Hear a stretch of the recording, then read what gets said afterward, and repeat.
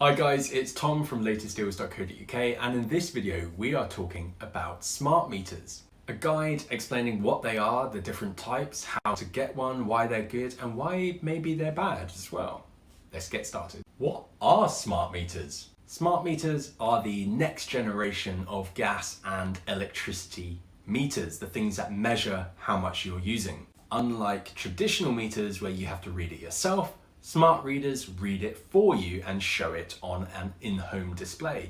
And some of them also communicate that to the energy suppliers automatically. Some displays might tell you how much you're using, which can be a lovely reminder to turn off the lights or reduce the temperature of your washing machine. You can see how much energy goes up and down with those changes. So, how do smart meters work? Smart meters automatically send the data from the meter to the energy supplier so that they know how much energy you are using automatically. You will also usually be given an in-home display to put somewhere like in your kitchen, or it could be mounted on the wall to tell you how much you're using as well. Some of these in-home displays translate what you're using into cost. So you can see today I've used £1 of energy, £2 of energy, and that could be a real motive, slightly depressing in a way, but a real motive to cut down the amount of energy you're using. The great thing about smart meters is that your energy company knows exactly how much you're using at any one time, which means you get perfectly accurate bills. They're not estimating or overestimating how much you're using. Now, there are two types of smart meters: SMETS1 and SMETS2. Basically, old and new. SMETS1, which I'm going to call SMETS1, I don't know if that's officially what you're allowed to call it, but SMETS1 was the first generation of smart meters. Many people have these installed in their homes and they're fine. You don't necessarily have to upgrade them to SMETS2. The way SMETS1 worked was that they had a SIM card in them, like your mobile phone, and they used a 3G mobile phone network to communicate to the energy supplier. The problem with that, as you know from phone reception, is sometimes there is none. So some SMETS1 smart meters aren't or weren't able to communicate to the energy suppliers, which meant that you still had to do some manual reading or there were some problems. Hence, SMETS2 is that way. SMETS2. Everything's flipped on this camera. Anyway, SMETS2 is the second generation of energy smart meters, and it was created in 2018. They don't use 3G. They use their own communications network, which is much more reliable. The other problem with SMETS1 is that with the 3G connection, it means that when you switch energy companies, they might not always be able to pick up the communication from your smart meter, and you have to go back onto traditional tariffs, negating the whole point of having the smart meter. With SMETS2 and this uniform network of communication that's more reliable, when you switch energy provider, they can automatically pick up the readings from it. Fantastic. The only way really to tell whether you've got one or two is to contact your energy provider and ask. Smart meters are being encouraged by all the energy companies. You might get letters about it, you might see adverts on the telly about it.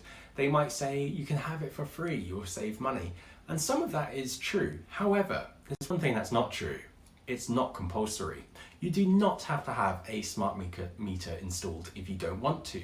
It's good for the energy companies because then they have more data, more information about how much everyone is using at one time, which is good for the overall security of the energy network. However, you can decide whether you want it or not. It's just the energy companies who have to offer it. Are smart meters free? Yes! Smart meters don't have any upfront costs and they shouldn't offer you an installation fee. However, some of this cost may be included secretly in your bill. So, of course, the energy companies have to spend money doing this, someone coming into your home, installing a smart meter. Those costs are already incorporated into your bill and other people's bills. So you could argue you are paying for it and perhaps even paying for other people's bills in the overall higher energy bill prices. I liked it when we said it was free. How do you get a smart energy meter? It's really easy. Call your energy supplier. Whilst not all of them are offering them yet, by the year 2025 all energy suppliers must offer them. The vast majority, especially the big ones, do offer them. So call your energy provider and ask, can I get a free smart meter installed? More pros about smart meters. The first one comes back again to communication, and it's automatic readings sent to the energy company. This is great because then you don't have to go manually check every month to do meter readings and submit them. It's all automatic. Your bills are in theory accurate, and you shouldn't ever overspend on your bills. The second thing is that you get to track your energy usage. I love this. You can see when it's going up and down, and you can literally always be conscious of reducing your energy spend. What's always quite interesting, especially in the in-home display, is when you see a spike of energy usage, normally you can correlate that to when something's turned on, for example, your kettle. But occasionally it will flag things, not specifically on the display, but you'll notice things like faulty devices. That's weird. Why is that using so much when it should only be using so little? Perhaps it's time to buy a new one that's more energy efficient. The other pro about smart energy meters is that they are, in a way, helping the planet. That's because they're making you conscious of how much energy you are using. With more and more electrical devices, we are using more and more electricity. It's only good to be a bit more conscious. And perhaps the best thing of all, smart meters can save you money on tariffs. Very often, energy suppliers will offer exclusive smart meter only tariffs. That means you can only get these cheaper rates if you have a smart meter, which is great. Cons of smart meters. This especially relates to the first generation of smart meters, which we talked about earlier, SMETS1. If you have one of these older smart meters, well, they can go dumb in the sense that they no longer communicate to energy providers, and you can't switch with them to other energy suppliers.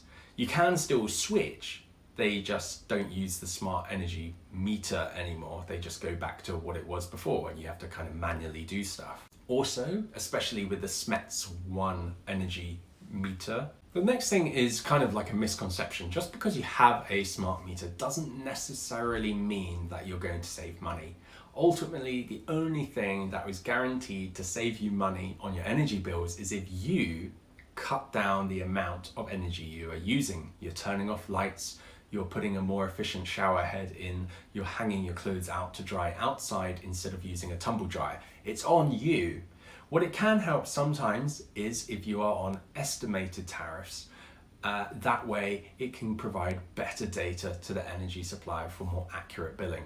But even if you are on energy tariffs which are by estimate, you can still get refunds if they ever overcharge you and you are in credit. I've got a video on that, how to get a refund for energy company. The other con about smart meters is God knows what they're doing with your data. Read the T's and C's and you'll see some energy companies talk about how they share data with third parties.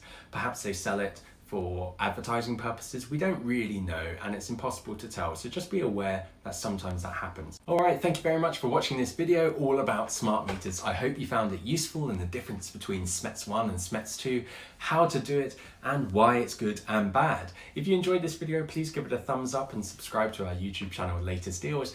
And for more information, go to our website, latestdeals.co.uk, where we have huge guides on all this sort of information, including how to switch energy supplier, how to cut your energy bills, how to switch to a green energy supplier, and more.